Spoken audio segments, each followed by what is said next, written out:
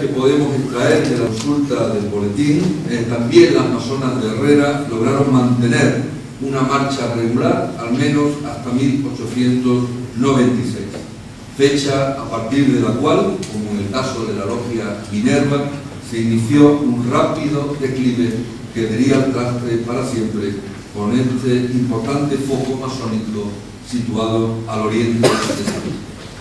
Mucho más escuetas son las informaciones que nos ofrece la fuente disponible sobre los restantes talleres masónicos fundados en este rincón de Andalucía a finales del XIX. Las logias Caridad número 52 de Aguadulce, la logia Pirámides número 65 de la Roda de Andalucía, las logias Regeneración de Casariche y Fraternidad número 118 del Rubio. Apenas poco más que algunas cartas remitidas a las autoridades de su obediencia en Madrid y los nombres, quizás, seguramente, no de todos, sino de algunos de sus hermanos y miembros de sus cuadros directivos, cuyos datos y circunstancias también se incluirán en el anexo que acompañará a estas páginas. La masonería como tal, ese atractivo y creo que poco conocido espacio de sociabilidad democrática, laica y republicana, desapareció de la Sierra Sur en el tránsito del siglo XIX al XX, que todavía a comienzos de ese nuevo siglo llegarían a establecerse algunos talleres en localidades como Osuna, Puente Genil o Lucena, donde fueron iniciados, al igual que en Sevilla capital, algunos masones nacidos en esta comarca.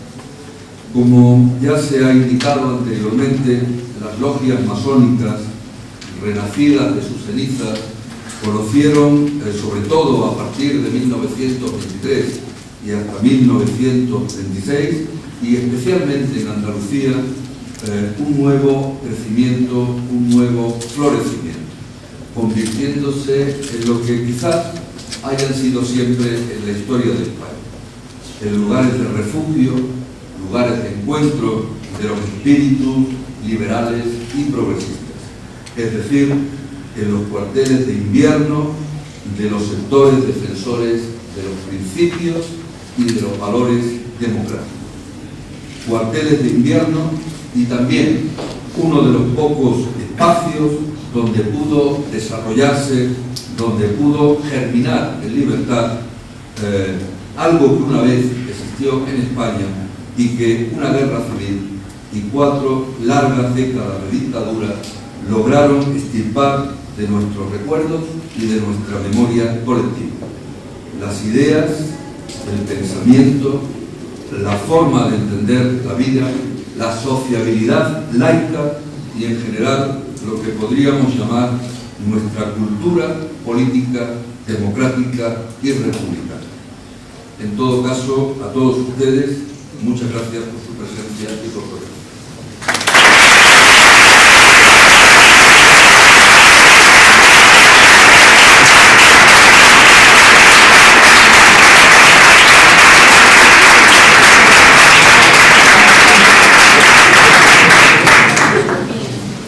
Gracias, Leandro, por la magnífica exposición que has hecho. Ya os comentaba el interés que tenía esta coordinación académica en contar con el profesor Álvarez Rey. Sin duda, la masonería ya no es algo tenebroso, cada vez se va conociendo más y sorprendentemente un pueblo alejado de la capital que siempre tenía un desplazo circular, película intelectual bastante más apreciado. Si alguno de los presentes quiere hacerle alguna pregunta.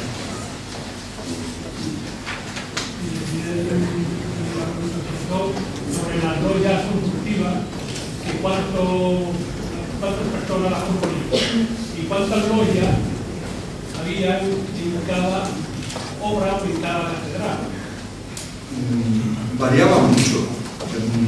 Para entender lo que era un gremio de constructores, una hermandad de constructores, tenemos que pensar, no sé, Bueno, no sé si habrá visto hace poco una serie que ha visto en la televisión bastante bien, que se llama Los Pilares de la Tierra.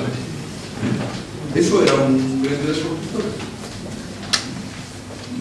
Depende de la envergadura de la obra a realizar, el número de integrantes de esa hermandad o de esa corporación podía variar. Lo que ocurre a finales del siglo XVII, sin embargo, es una cosa que nos explica, no he tenido tiempo de explicarlo con más detenimiento, pero verá cómo se entiende mucho. Recordará que a finales del siglo XVII hay un gran incendio en Londres. Yo siempre he pensado que eso es el origen de por qué el 666 se identifica como el símbolo del demonio. En el año 1666 hay en Londres un incendio que prácticamente arrasa esa capital. A finales del siglo XVII ya apenas se construían catedrales. Los gremios de constructores estaban de capa caída. Pero sin embargo la destrucción del Gran Londres va a permitir que durante muchos años se concentren allí prácticamente todas las corporaciones de constructores que existían por Europa y que eran algo parecido, vamos a ver, a si usted quiere construirse una casa. Usted tiene dos opciones. Bueno, aparte de construírsela uno solo, si es humanista. Usted puede buscar a unos albañiles, después buscar a unos fontaneros, después buscar a unos electricistas, o puede, que hay empresas que le ponen todo eso y le dan un presupuesto contemplándolo todo, ¿no? Desde el pintado hasta la construcción de los cimientos. Algo así eran estos gremios. Claro, estos gremios que llegan a ser miles de operarios que se concentran desde finales del 17 en Londres y a comienzos del 18, pues son los que adoptan esa costumbre de nombrar, digamos, miembros honorarios. ¿A quiénes? Pues a estos miembros de la nobleza, miembros de la alta burguesía inglesa de Londres, que son las que están además pagando la reconstrucción de estos palacios, de estos edificios, etc. Gente además que estamos ya a comienzos del siglo XVIII, estamos en una época en donde la organización gremial está desapareciendo. ¿Por qué? Porque los gremios ya no son solamente el único sitio donde se puede aprender un oficio o se puede aprender, ya están desarrollándose las universidades. Estamos en el siglo de la ilustración, el siglo del ansia por saber. ¿Y quiénes tienen ese ansia por saber? Pues realmente quienes tienen recursos y medios suficientes para dedicarse a estas cosas y no a estar todo el día viendo cómo pueden llenar el estómago para no morirse de hambre. Gente perteneciente a los estratos medios altos, que en un determinado momento pues deciden, y esto está también muy en sintonía con lo que es ese espíritu del siglo XVIII, pues crear una asociación de tipo filantrópico a la que van a llamar masonería, de la que van a utilizar muchos de sus símbolos, de sus utensilios, pero dándole un valor simbólico. Claro, estamos en un siglo, como es el siglo XVIII, donde nacen las ideas que han llegado hasta nosotros, la idea de tolerancia. ¿Por qué las logias permiten que haya personas de distinta religión? Pues porque se llegó a la conclusión de que el nombre de Dios había matado demasiado. Personas que de distinta condición, de distinta religión, pudieran convivir. Esto es precisamente lo que va a ser el origen de que la Iglesia Católica comience a ver mal a los masones. Porque en el siglo XVIII, como en el siglo XIX y como en el siglo XX, hasta el Concilio Vaticano II, un católico no debía de estar en contacto con paganos o con gente de otras religiones. A partir del Concilio Vaticano II eso se le va a llamar el ecumenismo. Pero hasta el Concilio Vaticano II eso era algo que los católicos... Se trataba además de unas asociaciones que se reunían y que estaban fuera del control de la autoridad. Claro, en un siglo como el siglo XVIII, donde el poder del rey sigue siendo considerado como un poder de origen sagrado y donde el poder del rey es absoluto, una cosa como la masonería solamente puede surgir en Inglaterra. Que en el siglo XVII ya le cortaron la cabeza a su rey para que quedara claro que el Parlamento estaba por encima del rey.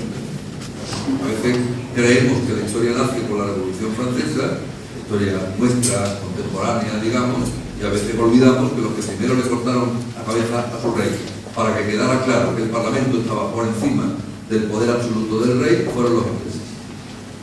Claro, una cosa así de este tipo, filantrópico, utópico, etc., solamente podría surgir en la Inglaterra de esta época.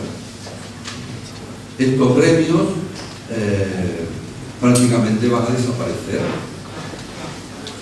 porque ya a partir de finales del XVIII, digamos ya en el siglo XIX, con todo lo que significa el modo de trabajo fabril, la revolución industrial, etcétera, etcétera, el gremio, que es el origen de nuestras actuales cofradías y hermandades, era un tipo de organización procedente de la época medieval y que tenía muchas funciones.